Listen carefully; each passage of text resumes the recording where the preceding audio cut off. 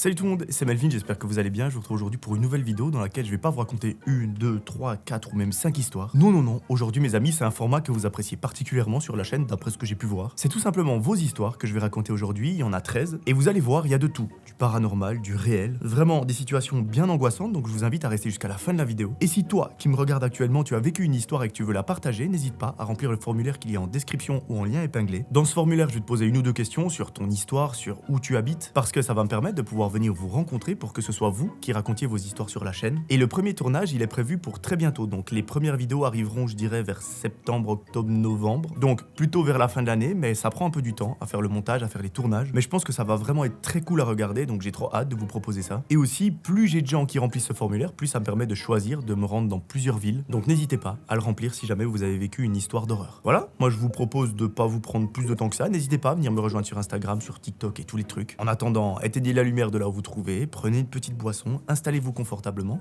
et on est parti pour le premier témoignage. Bonjour Melvin, je suis une abonnée, je m'appelle Oraya et j'ai actuellement 17 ans. Je t'écris car je veux te partager quelques-unes de mes expériences paranormales ainsi que celles de mon entourage. J'adore tes vidéos et je les écoute tous les soirs. J'espère que mon histoire sera racontée sur ta chaîne. Je voudrais mentionner que je suis une fille assez calme qui, de base, ne se prend pas trop la tête. Mais il m'est arrivé beaucoup de choses inexplicables et ça me fait quand même un petit peu douter parfois. Je m'intéresse beaucoup au paranormal et je parle souvent de ça avec mon entourage. Commençons par la première histoire. C'était quand j'avais à peu près 12-13 ans. L'histoire se passe dans mon ancienne chambre, c'était une chambre assez spacieuse. Au milieu, collé au mur, il y avait mon lit. Et juste à droite, tout proche du lit, il y avait une étagère avec beaucoup de livres. Ce qui se passe, c'est que quand vient le soir et que je me pose sur le lit, j'entends une respiration lourde venant de la direction de l'étagère. La journée pourtant, j'entends rien de tel. Au début, je croyais qu'il s'agissait peut-être de moi, donc j'ai retenu ma respiration pendant quelques secondes. Mais, même en faisant ça, je continuais à l'entendre. Je ne sais pas ce que c'était, mais quand j'ai changé de chambre, je ne l'entendais plus. Une autre histoire concernait également cette chambre. C'était quand ma prof d'anglais particulière était là et qu'on faisait les cours dans la chambre. Au milieu de notre séance, j'allais prendre un verre d'eau. Sachez quand même que notre maison contient plusieurs étages. Ma chambre, elle, était au 3e et la cuisine au 2e. Je suis donc descendu pour boire un verre et quand je suis remonté, j'ai vu ma prof dans le couloir qui avait l'air confuse de me voir. Elle m'a demandé « Ah, mais tu m'as fait peur. Qu'est-ce que tu fais là-bas ?» Mais ce qui est bizarre, c'est que je lui avais dit que j'allais prendre un verre d'eau. C'est donc ce que je lui ai répondu. Je lui ai dit, j'étais en bas pour boire quelque chose. Et là, elle me dit encore plus confuse qu'elle m'avait vu entrer dans la chambre de mes parents, qui est, je mentionne, près de ma chambre. Je ne sais donc pas de quoi elle parle et je lui demande si elle est sûre, parce que je lui dis aussi que j'étais un étage plus bas, vu que la cuisine est au 2e. Elle me confirme que oui, elle m'a bel et bien vu rentrer dans la chambre, donc je ne sais pas vraiment ce que c'était. Je suis sûr que ce n'était pas une blague, car elle n'était pas du genre à plaisanter avec ça. La troisième histoire s'est également passée dans cette maison. C'était cette fois-ci au 1er étage. Dans cette salle, au beau milieu, il y avait juste un escalier pour monter à l'étage suivant. Il y avait également une étagère qui était collée contre le mur. C'était un jour où mes parents étaient au travail. Il n'y avait que moi à la maison. Ils m'ont appelé pour les rejoindre, ce que j'ai fait.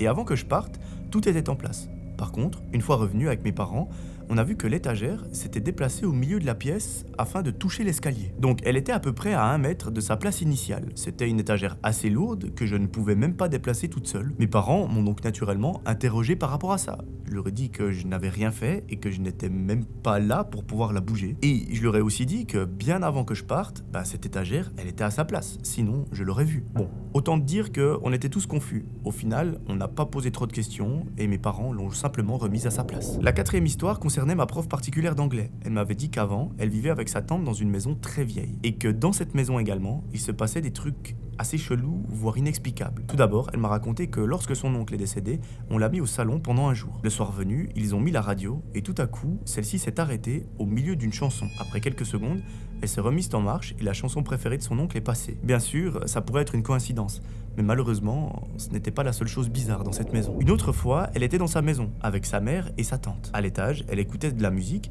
et sa mère lui avait dit de faire la vaisselle avant qu'elle rentre. Elle a un peu tardé en haut et à un moment, elle a entendu des assiettes qui claquaient et le bruit de l'eau comme si quelqu'un faisait vraiment la vaisselle. Elle a donc pensé au début que c'était sa mère qui l'a finalement faite de elle-même. Elle a donc crié « Merci maman » pour la vaisselle, mais personne n'a répondu. Elle est donc descendue pour voir et là, elle n'a trouvé personne. Bien évidemment, la vaisselle était encore sale et absolument rien n'avait bougé. Elle a décidé de remonter et comme je l'avais dit précédemment, la maison était très vieille. Quand on monte l'escalier, il y a bien évidemment des grincements. Et ce qui était très étrange cette fois-ci, c'est que lorsqu'elle montait les escaliers, on entendait ses pas à elle, mais également des tout petits pas derrière avec un léger délai. Voilà, c'est mes petites histoires, j'espère qu'elles t'auront plu. Bonne journée, à bientôt. Merci beaucoup de m'avoir envoyé tes histoires plutôt. Je t'avoue que la dernière avec la prof d'anglais, j'ai pas tout compris. Mais là, visiblement, on est dans du paranormal, donc je peux pas apporter vraiment d'explication rationnelle. Enfin, oui, des fois je peux, mais pour le coup de l'étagère qui arrive au milieu de la chambre, à moins qu'il y ait un énorme coup de vent, voire une tornade, je ne sais pas. Donc à nouveau, l'idée de ce format, c'est si vous avez des idées, si vous avez des théories, n'hésitez pas à les écrire en commentaire. Voilà, merci encore pour tes histoires, moi je vous propose de passer au deuxième témoignage. Salut Melvin, j'ai découvert ta chaîne il n'y a pas longtemps et j'adore tes vidéos.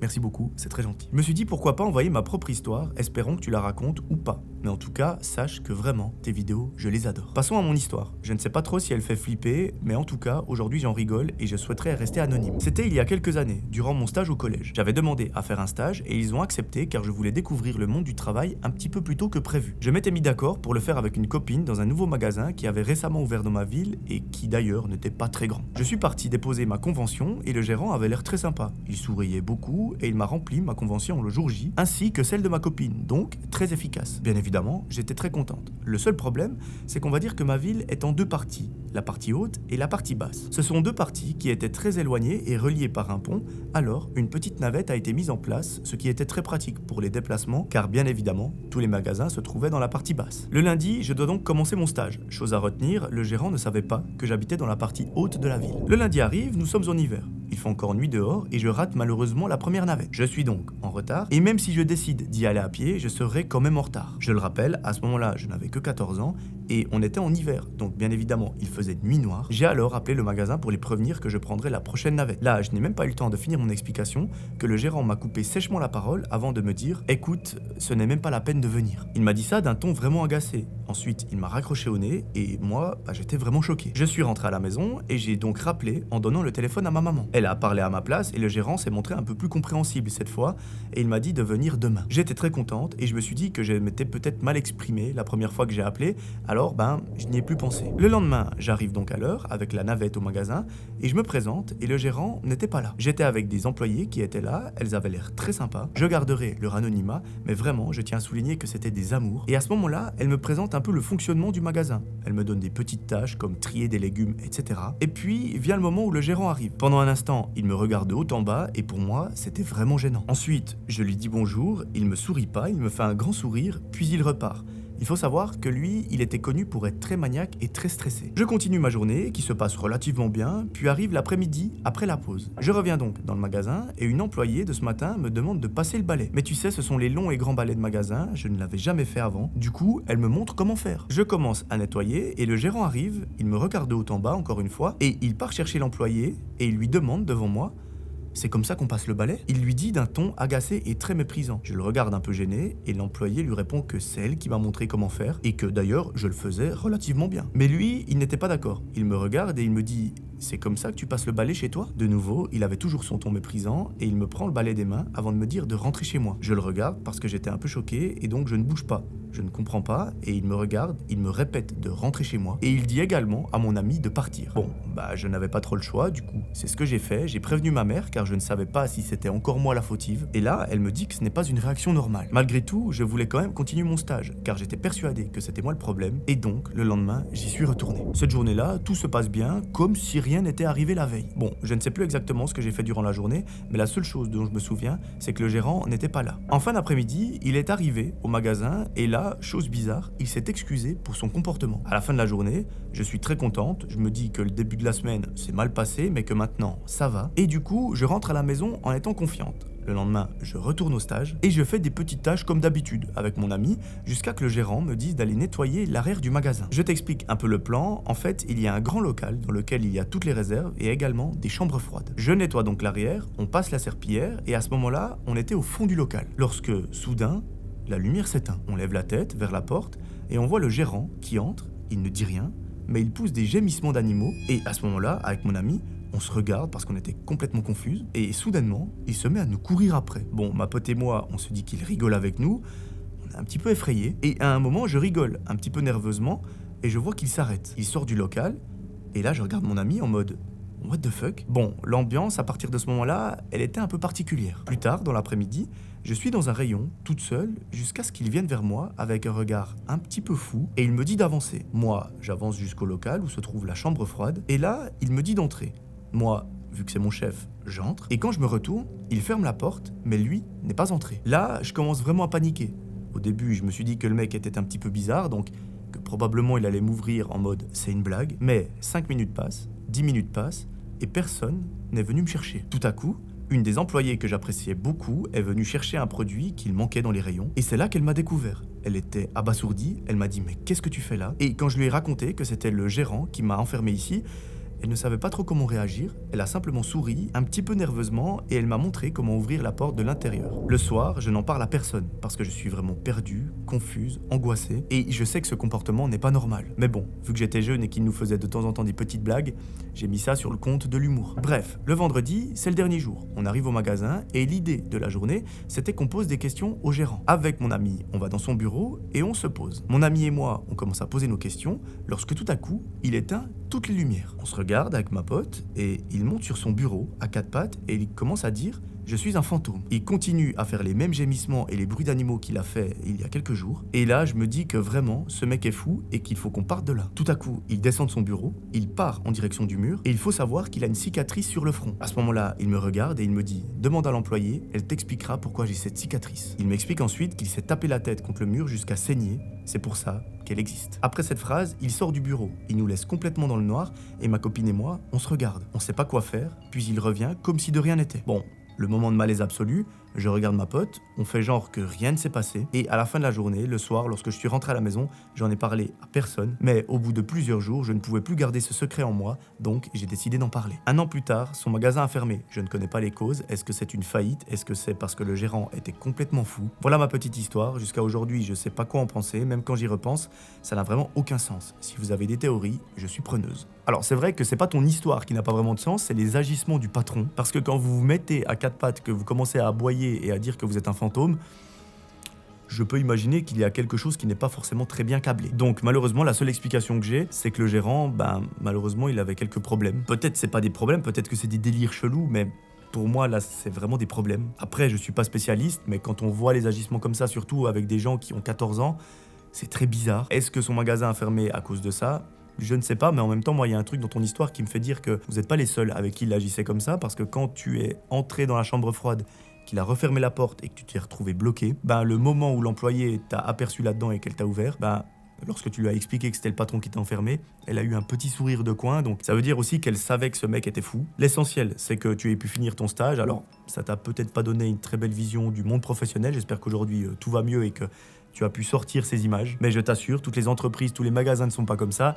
Les gérants, pareil, il y a des gérants qui sont certes très chiants, mais il y a des gérants qui sont exceptionnels. Et heureusement, ceux qui sont très bizarres, ceux qui sont très chiants, ça reste une minorité. Un conseil que je peux donner à toutes les personnes qui ont un ou une chef qui abuse vraiment en mode c'est un tyran. S'il vous plaît, parlez-en. Je sais que c'est pas très facile de le faire parce que vous mettez votre poste en péril. Mais en fait, dites-vous que si vous ne parlez pas, en fait, ça va continuer, ça va s'empirer. Et on ne sait pas jusqu'où ça peut aller. Il y a des gens qui finissent en burn-out, il y a des gens qui n'arrive jamais à s'en remettre. Donc si je peux vous le dire de façon très franche, ne laissez pas un connard ou une connasse vous mettre plus bactère, parce que vous avez des droits, vous êtes quelqu'un, vous êtes un humain, et je vous le dis parce que c'est une situation que je vois beaucoup sur internet, des gens qui se plaignent, et pour avoir vu certaines choses dans ma vie, je peux vous garantir qu'il ne faut pas se laisser faire. Merci beaucoup pour ton témoignage, j'espère que je l'ai bien raconté. Moi je vous propose de reprendre une petite boisson, et on est parti pour le troisième. Bonjour Melvin, je suis ta chaîne depuis peu de temps, donc je ne sais pas si tu fais beaucoup de vidéos dans lesquelles tu racontes les histoires d'horreur que tes abonnés ont vécues et qu'ils t'envoient. Alors déjà, bienvenue sur la chaîne.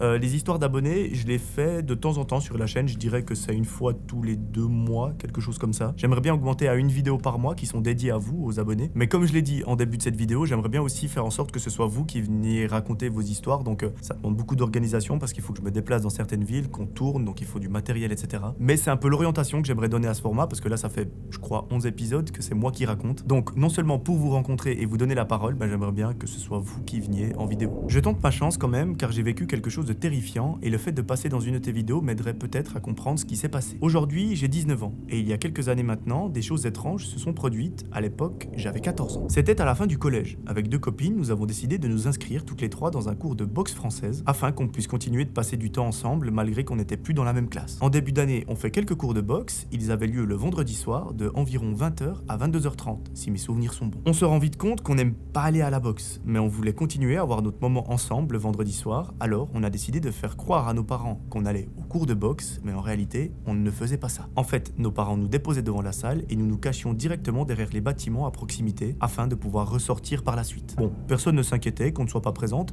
donc c'était parfait. Au début, tout se passait très bien. On se promenait dans les rues, le temps que le cours se finisse, puis nos parents venaient nous récupérer. Puis un jour, tout a changé. Alors que nous étions toutes les trois dans la rue, un numéro masqué a tenté de contacter l'une de nous. Bon, assez banal, tu me diras, jusqu'à ce qu'un deuxième numéro masqué appelle l'une d'entre nous, donc une autre membre du groupe. Puis, on s'est toutes fait appeler. On comprenait rien à ce qui se passait. C'est allé crescendo. Un appel chacune d'un numéro masqué, puis sur toute l'année où on séchait les cours de boxe, chaque vendredi soir aux mêmes horaires que le cours de boxe, des dizaines et des dizaines d'appels masqués sur chacun de nos téléphones. Il n'y avait pas un vendredi soir où on était tranquille. Le minimum était une dizaine d'appels chacune, je dirais. En moyenne, on en avait à peu près une trentaine, puis parfois, ça allait même jusqu'à 50. C'était incessant. Je précise tout de même que parfois nous décrochions à ces appels en demandant qui c'était, mais nous n'avons jamais eu de réponse. Parfois, il y avait des bruits bizarres, comme des frottements. Ensuite, ce n'était pas que des appels. Plusieurs choses étranges se sont produites et on n'a rien inventé. On a vécu toutes les trois la même chose. Par exemple, il y a eu des photos qui sont apparues sur le téléphone d'une de nous, montrant un visage dessiné à la main sur iPhone, et ce visage, on le dessinait en cours entre nous. Donc si je comprends bien, pendant qu'elles étaient en cours, elles dessinaient un visage, et ce visage, il est apparu sur leur iPhone. Il y a eu aussi le fait que mon téléphone sonne, c'était une notification Snapchat de ma copine ici présente, et elle n'a pas pu m'envoyer quoi que ce soit parce que déjà, elle était à côté de moi, et en plus, le téléphone était posé sur un banc devant nous. Dans le compte Snap de ma copine, dans la catégorie souvenirs, donc en gros, pour ceux qui ne connaissent pas, c'est une galerie où il y a tous les snaps que vous avez envoyés sur les dernières années. Il y avait des snaps qu'elle n'avait jamais pris d'elle-même, et surtout, il y avait des messages de menaces du style « dernier avertissement, arrêtez de jouer », etc. Dans un autre snap, on voyait quelqu'un portant une chaussure blanche qui se tenait debout sur un trottoir avec une luminosité semblable à la rue dans laquelle nous nous trouvions. On pétait un câble parce qu'à cette époque, c'était impossible de se connecter sur le snap de quelqu'un d'autre, et encore moins de faire apparaître des photos dans la galerie de nos téléphones. On avait appelé tous nos copains pour savoir si c'était eux, et non, malheureusement, ce n'était personne. On n'a jamais su qui c'était, ni même pourquoi. Le soir où on a vu la photo de la chaussure sur le trottoir, je me suis dit, là c'est trop. Alors j'ai pris mon courage à deux mains pour faire le tour du bâtiment, mais malheureusement, on n'a jamais vu personne, ni même entendu le moindre bruit. Je m'arrête là car c'est déjà bien assez long, j'espère que je n'oublie pas de détails. Merci, à bientôt. Merci à toi pour ton histoire. J'ai pas vraiment d'explication si ce n'est un canular parce que, attends, je vais juste voir l'âge que vous aviez. Il me semble que tu m'as dit 14 ans. Ouais, 14 ans. C'est un peu l'âge où je me dis qu'on prend le téléphone pour appeler ses potes en numéro masqué puis faire des bruits de singe ou je ne sais quoi. Je vous dis ça parce que je l'ai vécu moi-même. C'est pas impossible que j'ai fait aussi des canulars à un moment dans ma vie. Donc voilà, je pense qu'à 14 ans, c'est un peu le genre de truc qu'on fait. Enfin, que je faisais en tout cas à mon époque, même si en disant ça j'ai l'impression d'avoir 56 ans. Mais toutefois, ça n'explique pas le fait qu'il y a des snaps qui sont apparus dans votre galerie souvenirs, les photos qui sont apparues dans votre téléphone. Alors, la seule explication que j'ai qui me vient en tête maintenant, c'est que quelqu'un partage ton compte iCloud, c'est-à-dire que vous pouvez synchroniser les téléphones, les galeries, les machins. Donc, si quelqu'un prend une photo, elle peut apparaître dans ta galerie, mais ça veut dire qu'il a synchronisé au préalable. Est-ce que c'était déjà le cas quand tu avais... Enfin, est-ce que c'était déjà possible quand tu avais 14 ans? Je sais pas. Mais en tout cas, c'est ma théorie. Si quelqu'un en a une autre, n'hésitez pas à l'écrire en commentaire, comme d'habitude. Et bien évidemment, un grand merci à toi de m'avoir raconté ton histoire. Bonjour Melvin, j'ai une histoire à te partager. Je ne souhaite pas que ma ville et mon prénom soient diffusés. Par contre, cela ne me dérange pas de dire la ville où l'histoire s'est produite. Mes parents se sont séparés quand j'avais 3 ans. Même si je vis aujourd'hui chez mon père, j'ai toujours été très proche de ma mère et de sa famille. Cette famille, elle est en partie basée à Paris. C'est de là-bas que vient cette histoire, un souvenir qui me donne encore des frissons aujourd'hui. Chaque année, pendant les vacances scolaires, ma mère et moi montons à Paris. Nous avons la chance d'avoir une tante très bien placée parce qu'elle est ambassadrice. Comme ses fonctions l'appellent souvent à l'étranger, elle nous confie les clés de son appartement de fonction. C'est un endroit magnifique, immense et surtout hyper sécurisé, avec des verrous blindés et surtout des systèmes de contrôle absolument partout. Avant de partir, elle nous laisse toujours un mot affectueux sur la table basse du salon, souvent accompagné d'un peu d'argent pour le shopping, les courses ou pour me faire plaisir. Et ben la tante, elle est extrêmement généreuse. Ce séjour-là avait commencé comme tous les autres. On arrive, on pose nos valises, on fait notre vie, on va rendre visite au reste de la famille, etc. Un après-midi, ma tante nous appelle pour nous dire qu'elle est passée rapidement à l'appartement pour nous déposer une petite surprise sur la table. On se balade et vient le moment de rentrer. C'est à ce moment-là que malheureusement tout bascule. Arrivée devant la porte, ma mère glisse la clé dans la serrure. Ça bloque.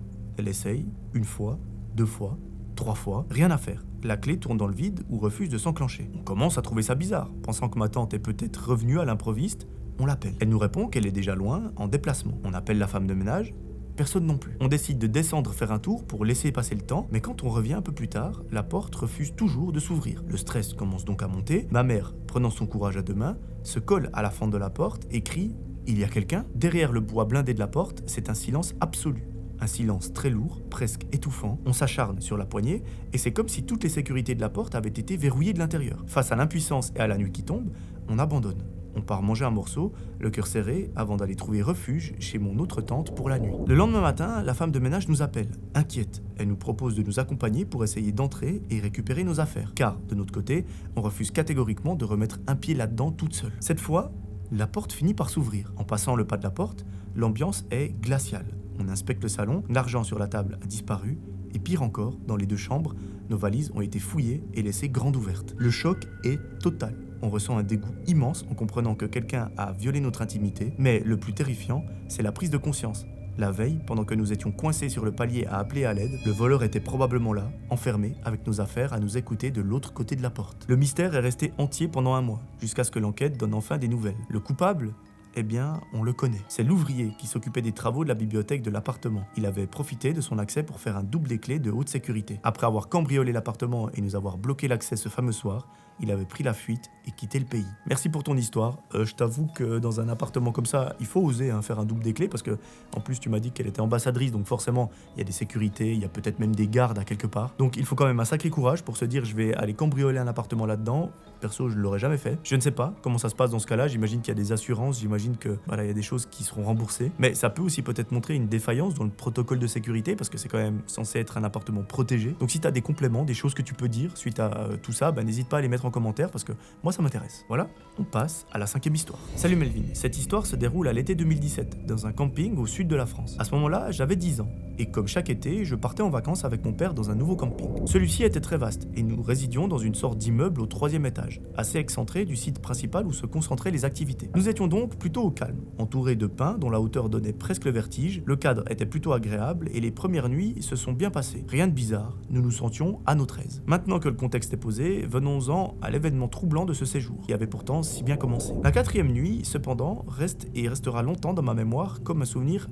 étrange. Mon père et moi nous étions couchés vers 22h30, comme à notre habitude, et je me souviens très bien m'être réveillé vers 7h, soit 2 heures avant le réveil programmé pour ce jour-là. L'image de l'heure affichée en grosses lettres rouges néon sur le micro-ondes est encore très nette aujourd'hui. Quelques minutes après ce réveil inhabituel, j'entends des bruits qui semblent venir du balcon voisin. En tendant l'oreille pour comprendre ce que c'était, j'ai alors entendu un groupe de personnes dire, de façon parfaitement synchronisée, « Amen ». J'estimerais ce nombre de voix à 3 ou 4, et elles m'ont glacé le sang, sans que je sache vraiment pourquoi. Peut-être qu'à ce moment-là, mon imagination me jouait des tours. Alors, pour en avoir le cœur net, j'ai pris mon courage à deux mains et je me suis discrètement levé du lit afin de ne pas réveiller mon père, encore ensommeillé. Mais je t'avoue que j'avais aussi peur de révéler ma présence à ces gens mystérieux qui ne m'inspirent aucune confiance. Au moment même où je me suis retrouvé debout, hors du lit, les voix se sont arrêtées net.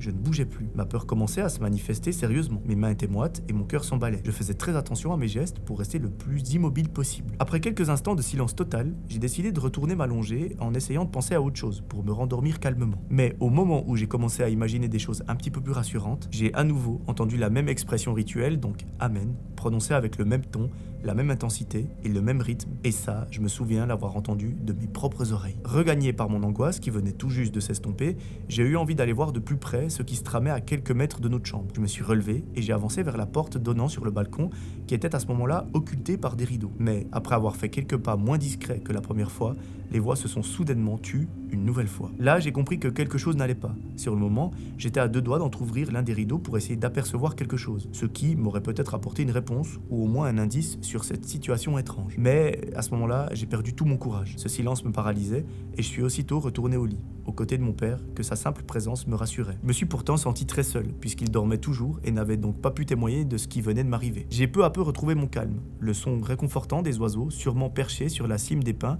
m'a aussi aidé à m'apaiser et à regagner le monde des rêves. Le lendemain matin, j'ai raconté à mon père ce qui s'était passé plus tôt dans la nuit pendant qu'il dormait. J'étais encore sous le choc et lui était étonné par cette histoire pour le moins atypique. Sous le coup de l'émotion, je n'avais même pas fait attention, mais le torse de mon père était couvert de griffures rouges vives et elles étaient assez profondes. Je lui ai immédiatement demandé ce qui s'était passé et il m'a expliqué que c'était moi qui lui avais fait ça en pleine nuit. C'était sans doute la réaction à un cauchemar. D'après lui, j'étais particulièrement agressif et incontrôlable et il avait eu du mal à me calmer. J'ai eu du mal à le croire car c'était, et c'est encore aujourd'hui, la première fois que je faisais un truc du genre. Bref, il n'a pas fallu longtemps pour que je fasse le lien entre ces deux situations très particulières. Encore aujourd'hui, mon père et moi n'avons aucune explication rationnelle à part des théories un peu fumeuses. Par exemple, on a pensé que ces gens étaient peut-être des satanistes en plein rituel et que les mauvaises énergies qui se dégageaient m'avaient perturbé, déclenchant ainsi cette violente rage nocturne. D'après les détails de mon père, on m'aurait dit que lorsque je le griffais, je me défendais contre quelque chose d'hostile qui me menaçait. Ça se voyait non seulement sur mon visage et sur mon comportement. Aujourd'hui, on en rigole, mais toujours avec un brin de confusion et surtout un brin de peur. Merci beaucoup pour ton histoire. Là pour le coup, j'ai pas d'explication. Je t'avoue que je sais pas. Peut-être que c'était simplement des gens bourrés sur le balcon qui disaient amen.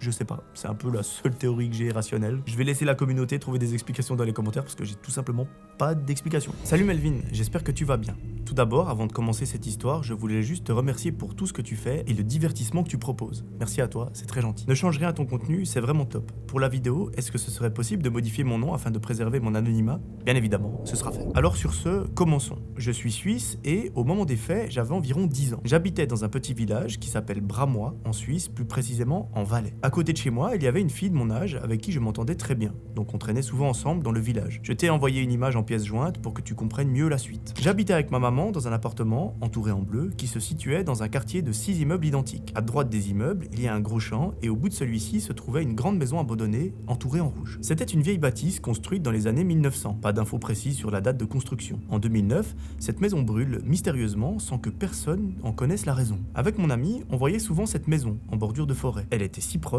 un simple champ nous séparait de celle-ci. Alors un soir, on a décidé d'aller voir cette maison d'un petit peu plus près. Après avoir traversé le champ tout en regardant cette maison se rapprocher petit à petit, on est arrivé devant, vers la porte d'entrée en haut du petit escalier. On a pu rentrer, mais malgré notre courage, on n'a pas voulu aller trop loin, par peur que quelque chose s'effondre. On a donc contemplé cet endroit de l'intérieur après l'avoir vu des centaines de fois de loin. Mais malheureusement, au moment où on décide de repartir, on entend une bouteille en verre se casser, suivie d'un gros boom. Ce bruit a déclenché un frisson dans tout notre corps. Sans attendre, on court vers l'extérieur. En traversant le champ en courant, je me retourne pour regarder la maison, et là où on était, je vois une ombre noire à la silhouette humaine, mais légèrement translucide. Ça, on ne l'a jamais raconté à personne, par peur de ne pas être cru et de se faire punir, car je te précise qu'on avait quand même l'interdiction d'y aller. Quelques années après, ce cours urbex qu'on a fait me trottait toujours dans la tête, donc je me suis mis à faire des recherches, et d'après ce que j'ai trouvé, le premier propriétaire se serait pendu sans raison apparente. La maison se serait alors fait racheter par une autre personne qui se serait également pendue à son tour. Quelques années après, il y aurait eu un gros drame familial qui a engendré meurtre, etc.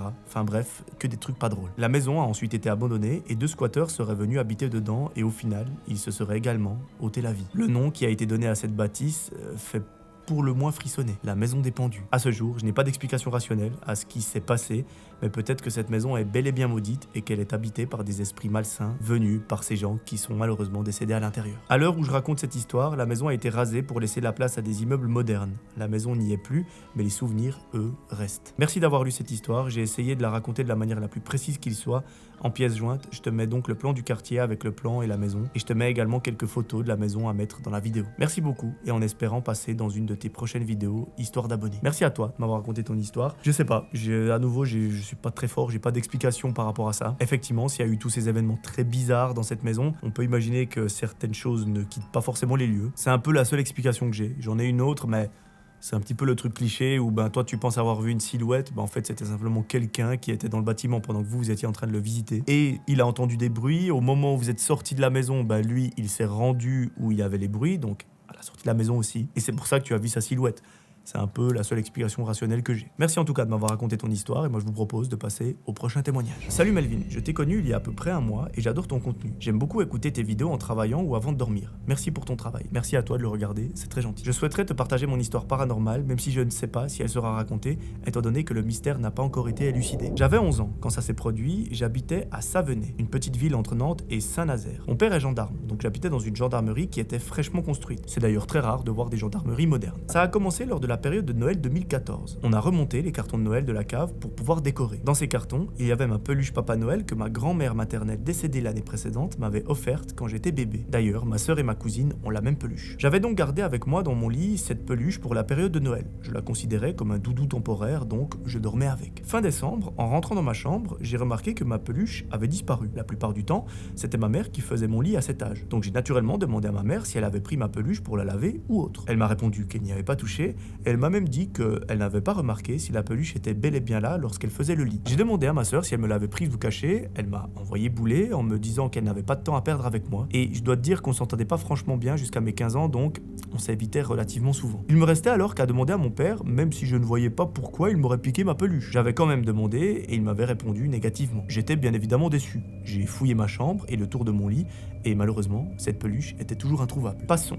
La période de Noël se termine. On refait les cartons de Noël mi-janvier et on les ramène à la cave. Un autre événement a commencé à se produire, entre février et mars. La nuit, je me réveillais souvent vers 4h du matin car j'entendais des pas dans le couloir. Mais c'était des pas comme si une personne faisait du surplace. Et ces pas, on aurait dit une personne qui ne portait pas de chaussures. C'était vraiment quelqu'un qui marchait pieds nus et qui ne fait pas spécialement attention à ne pas taper des pieds sur le sol. Donc en gros, elle n'essaye pas d'être discrète. Faut savoir que quand j'étais petite, je tapais beaucoup des pieds en marchant. Et mes parents, qui détestaient ça, m'ont appris à corriger cette habitude, ce qui fait que personne de ma famille ne tape des pieds. Les premières nuits où ça arrive, je laisse couler et je me rendors, en pensant que c'est une personne de ma famille qui est peut-être un petit peu endormie et qui fait beaucoup de bruit en allant aux toilettes. Le problème, c'est que ça s'est répété les nuits suivantes et toujours du surplace. Ça durait, je dirais, une dizaine de minutes. Je n'avais pas de voisin au-dessus car j'étais au dernier étage, donc ce n'était pas ça non plus. Un peu alerte sur l'origine du bruit, j'ai demandé à ma famille s'ils s'étaient levés la nuit dernière vers 4h du matin pour aller aux toilettes. Tous m'ont dit que non. J'avoue que chaque fois que ça se produisait la nuit, je me levais pas pour aller voir. J'avais pas le courage après avoir su que ce n'était pas ma famille. Surtout que cette fameuse histoire de la peluche qui a disparu m'est restée en tête. Donc, quand ça se produisait, je restais dans ma chambre, statique dans mon lit, en train de fixer ma porte de chambre. Après 3 semaines, ça s'est arrêté. Et là, en avril, ma peluche a refait surface sur mon oreiller. Je me souviens avoir été très décontenancé et en colère, et surtout effrayé. J'avais crié sur ma famille un truc du style « Ça vous fait rire de me faire des blagues comme ça ?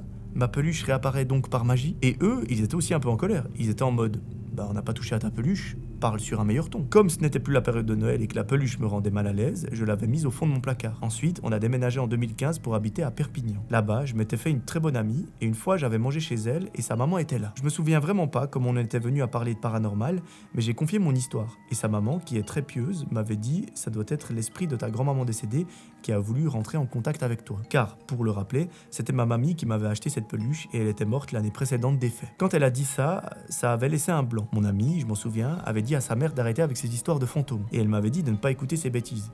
J'avoue que je ne savais pas trop quoi en penser, car ce n'est pas rien non plus d'affirmer qu'un mort essayait d'entrer en contact avec moi. J'avais 13 ans quand elle m'avait dit ça, et j'avais très mal reçu la nouvelle. Désolé mamie, je t'aime, mais si c'était toi, n'aurais fait plus jamais ça, car j'ai eu la trouille de ma vie. Je n'en avais jamais parlé à ma mère, car ça l'aurait mise en colère. Elle aurait dit un truc du genre « Je veux plus que tu parles à sa mère, etc. » Voilà, c'est la fin de mon histoire. J'ai encore 2 histoires non paranormales que je pourrais raconter, mais peut-être une autre fois, car sinon ce mail va devenir un vrai roman. Comme mon père est gendarme, j'ai habité à de nombreux endroits, donc j'ai vécu beaucoup de choses, entre guillemets, malheureusement. A plus, et merci de m'avoir lu. Merci à toi de m'avoir envoyé ton histoire. Moi, je mise sur la sœur qui a fait une blague, mais voilà, je peux pas l'assurer, je peux pas le certifier. Mais pour qu'une peluche... En fait, j'ai du mal à concevoir qu'une peluche réapparaisse comme ça sans que personne la touche. Si vous avez d'autres idées, à nouveau, mettez-les en commentaire. Moi, je mise sur quelqu'un qui a fait une blague, probablement pas les parents.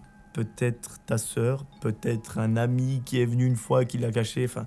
J'en sais rien, mais pour moi, ça reste la blague de quelqu'un. Après, peut-être que je me trompe d'une façon phénoménale et je m'en excuse. Bonjour Melvin, je voulais te partager une histoire qui s'est passée il y a quelques années. J'avais 22 ans à l'époque. À la base, je n'étais même pas censé dormir chez moi ce soir-là. J'avais passé l'après-midi avec ma meilleure amie et j'ai fini complètement bourré. Pour une raison que j'ignore encore, en début de soirée, j'ai absolument voulu rentrer chez moi pour voir mon copain au lieu de rester chez ma meilleure amie. Ma maman est donc venue me chercher, mais elle devait repartir presque immédiatement pour aller à un anniversaire. Quand nous sommes arrivés à la maison, elle m'a demandé si elle devait fermer la porte à clé en partant. Entre-temps, j'avais appelé mon copain pour qu'il me rejoigne. Je savais que si elle fermait la porte, j'allais m'endormir profondément à cause de l'alcool et ne jamais entendre ses appels lorsqu'il arriverait. Je lui ai donc dit de laisser ouvert. Pour la petite anecdote, je ferme normalement toujours la porte à clé quand je suis toute seule chez moi, même en pleine journée. Quelques minutes plus tard, mon copain est arrivé. Nous sommes allés dormir et nous nous sommes endormis rapidement. Pendant la nuit, j'ai entendu une porte s'ouvrir. Chez nous, les portes font énormément de bruit lorsqu'on les ouvre, donc je l'ai clairement entendu. J'ai simplement pensé que ma maman rentrait de sa soirée et je n'y ai pas prêté attention. Un peu plus tard, j'ai de nouveau entendu cette même porte, et cette fois-ci, j'ai immédiatement reconnu les talons de ma mère et sa façon de marcher. Là, j'ai compris que la première personne qui était entrée dans la maison, ce n'était pas elle. Sur le moment, je trouvais ça étrange, mais j'étais à moitié endormi. Comme ma maman ne s'était pas précipitée dans ma chambre en paniquant, je me suis dit que ce n'était probablement rien de grave. Une dizaine de minutes plus tard, elle est finalement entrée dans ma chambre et nous a réveillés, mon copain et moi. La première chose qu'elle a demandé à mon copain a été « Tu es venu avec un ami ?» Il a répondu que non. et là elle nous a dit qu'il y avait quelqu'un dans son lit. À cet instant, je me suis immédiatement rappelé avoir entendu quelqu'un entrer plus tôt dans la maison. Moi qui suis déjà quelqu'un de très anxieuse de nature, j'ai tout de suite proposé qu'on s'enferme dans ma chambre et qu'on appelle la police. Savoir qu'un inconnu était dans la maison me terrorisait. Mais ma maman, beaucoup plus calme que moi, nous a dit « Venez, il a l'air très jeune, on va juste le réveiller et le faire partir. » Nous sommes donc allés dans la chambre et effectivement, il y avait un garçon endormi dans son lit. Il était complètement emmitouflé sous la couette, comme s'il était chez lui ou à l'hôtel. Quand elle lui a demandé ce qu'il faisait là, il a expliqué qu'il y avait une fête dans le village et qu'apparemment, selon lui, c'était une tradition d'aller dormir chez de parfaits inconnus. Bon, je vous avoue, elle est un petit peu bizarre la tradition, mais chacun son truc. On s'est aussi rendu compte qu'à ce moment-là, il était complètement bourré. On n'a donc pas du tout cru à son histoire et ma maman a continué à lui demander plusieurs fois ce qu'il faisait dans sa chambre. Mais il répondait à peine. Comme il semblait très jeune, elle lui a demandé le nom de ses parents. Il lui a donné son nom et nous l'avons retenu. Pendant qu'il se rhabillait, parce qu'il était en boxer dans le lit de ma mère, je suis resté sur le pas de la porte. J'avais encore trop peur pour rentrer dans la chambre. C'est à ce moment-là que j'ai remarqué qu'il y avait un couteau de chasse posé sur une commode près de l'entrée de la chambre. À savoir que nous, dans notre famille, on n'a pas ce genre d'objet. Je l'ai donc montré à ma maman et à mon copain qui ont décidé qu'on lui rendrait quand il serait dehors. Ce qui, en y repensant, aurait pu être une très mauvaise idée. Finalement, nous l'avons raccompagné dehors. On s'est donc rendu compte qu'il avait quand même laissé ses chaussures à l'entrée de la maison comme quelqu'un qui serait réellement venu dormir chez lui. Comme il paraissait jeune, environ 15-16 ans, et vraiment bourré, nous avons quand même vérifié qu'il repartait dans la bonne direction. Juste devant chez nous, il y avait un étang et nous ne voulions pas qu'il lui arrive quelque chose et qu'il finisse dedans. Le lendemain matin, ma maman a essayé de contacter ses parents.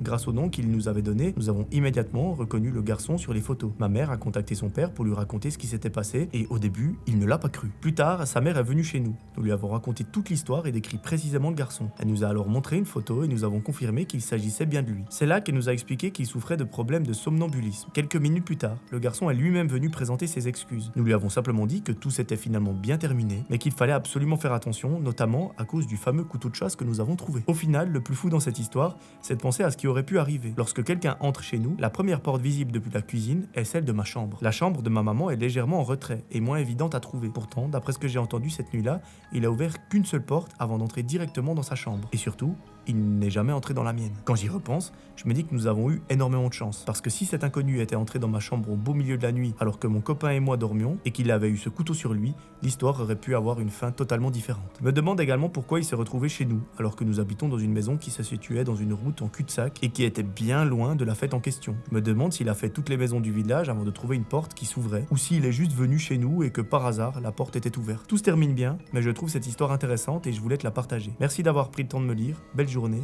Elodie. En parenthèse, nom d'emprunt, donc ce n'est pas son prénom. Merci à toi, du coup, pas Elodie, mais Elodie. Première fois que j'entends une histoire comme ça, moi je t'avoue, je l'ai sélectionnée parce que je la trouvais très intrigante. Effectivement, je pense que alcool plus somnambulisme, ça fait pas bon ménage. Bon, il y a une partie de l'alcool, c'est sa faute, parce que c'est lui qui a décidé de boire. Une partie du somnambulisme, là, il peut rien. Donc je t'avoue, je sais pas trop quoi penser de cette histoire. Est-ce que c'est sa faute? Est-ce que c'est pas sa faute?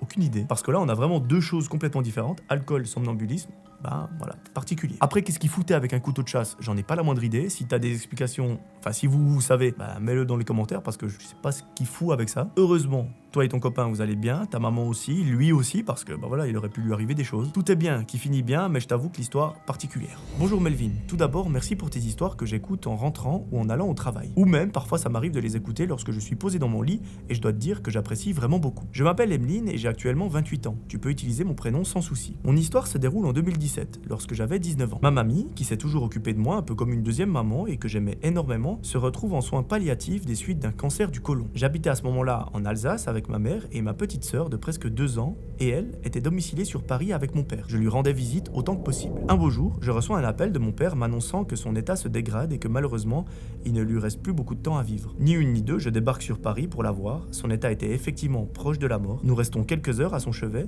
puis nous nous apprêtons à partir. Je lui fais un bisou sur la joue en lui disant que je l'aime et étonnamment, alors qu'elle n'avait pas bougé ni dit un mot, elle me dit la même chose. Je retourne en Alsace pour mes études et le lendemain, j'apprends qu'elle nous a quittés. Évidemment, j'étais dévasté et je me suis mise à pleurer sur mon lit. En général, ma petite sœur était très hyperactive le matin, elle met de la joie et elle parle beaucoup. Ce matin-là, je ne l'ai même pas entendue arriver dans la chambre tellement elle a été discrète. Dis-toi que ma mère en était choquée. Je me dis juste qu'elle avait ressenti que quelque chose n'allait pas. Ma mère me demande de venir faire quelques courses avec elle car elle ne pouvait pas tout porter avec la petite et que ça me ferait prendre un petit peu l'air. J'y vais un petit peu en moonwalk, mais une fois arrivé là-bas, je remarque une dame qui ressemble quand même beaucoup à ma mamie. Elle me regarde avec un sourire plutôt bienveillant. Je n'y prête pas plus attention car j'attire souvent les personnes âgées et je les apprécie beaucoup. Mais ce jour-là, ce n'était pas le moment. Je continue mes courses et je recroise à plusieurs fois cette dame, toujours avec le même sourire, si bien que ma mère l'a remarqué et elle me l'a signalé. Arrivé en caisse, je regarde ma mère et je commence à penser que je perds la boule. Il faut savoir que ma mamie avait une petite particularité, elle avait les yeux marrons, mais le contour de son iris était bleu. Ma mère a les yeux marrons, mais à ce moment-là, précis, elle avait le contour des yeux bleus. Je pensais devenir folle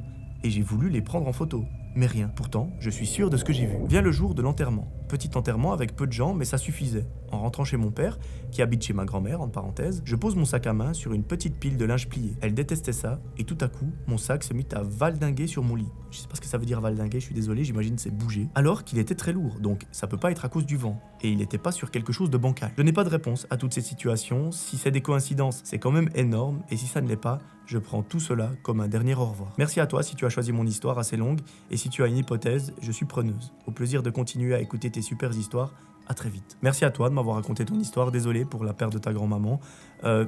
J'ai pas beaucoup d'explications, si ce n'est le fait que c'est des coïncidences. Après, pour le contour de l'iris qui est devenu bleu, est-ce que par hasard ce n'est pas une lumière qui a reflété là-dedans? Enfin, ça peut être quelque chose comme ça. À nouveau, si quelqu'un a une idée, n'hésitez pas à la mettre en commentaire. Et en tout cas, merci de m'avoir écrit ton histoire et de m'avoir fait confiance. Voilà, on arrive déjà au dernier témoignage. Il y en a deux que j'ai volontairement pas mis parce que, en fait, je comprenais pas l'histoire. C'était écrit d'une façon où j'arrivais pas à comprendre. En fait, moi, pour vous dire comment je fonctionne, c'est vu que je suis seul à faire ça, je regarde vos mails, je regarde en diagonale de quoi ça parle et je copie-colle comme un bourrin, j'envoie dans un document Word et je le raconte en vidéo. C'est pour ça aussi que je me rends compte qu'à des moments, en fait, je comprends rien parce que j'ai pas envie de me spoil avant la vidéo, parce que j'ai envie de découvrir ça en même temps que vous à la caméra et vu que je suis seul, personne ne peut le faire à ma place. Donc, à la base, je vous ai dit qu'il y avait 14 témoignages, là je crois qu'il y en a 12 si je dis pas de bêtises, ou peut-être même 11, donc je vous propose de passer directement au dernier. Salut Melvin, je me permets aujourd'hui de te contacter pour raconter mon histoire d'horreur. Enfin, je ne sais pas si je peux qualifier ça comme une histoire d'horreur, mais c'est plutôt un truc paranormal qui m'est arrivé. Avant de raconter mon histoire, je tiens quand même à te remercier pour tes vidéos. Elles m'ont énormément aidé quand j'étais au plus bas. Tu es aujourd'hui devenu ma safe place. Chaque semaine, j'attends tes vidéos avec impatience. Merci pour tout, continue ce que tu fais, tu es génial. Merci beaucoup, c'est très gentil, c'est très touchant, j'espère que